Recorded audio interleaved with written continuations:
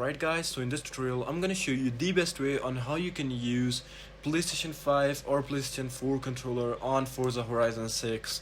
So this method is actually the best and easiest method you could find.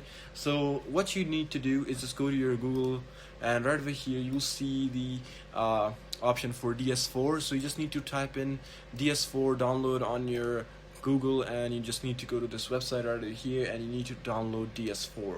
So it's a very good application for your controllers. So right over here you need to download official DS4. Don't download the Rayo-chan.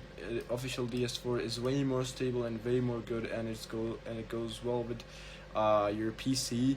So right over here you need to find your requirement tab, and right over here just simply download the option of it, and right over here once you press on it, the DS4 will start downloading and it will show you the zip file of it.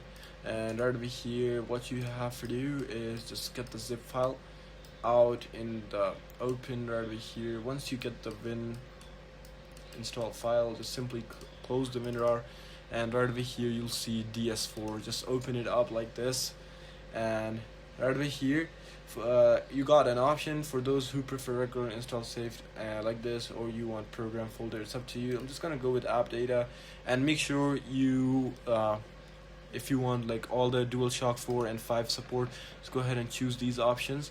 And once you do that, if you want pro devices, it's up to you, and even if you want DualShock 3 device, just do that. And once it's done, just close it up, and here you go.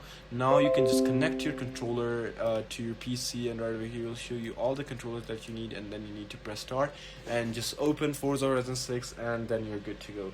So yeah, that's basically it for this tutorial. I hope it actually helped you out. I'll see you soon next one. Until then, goodbye and peace out.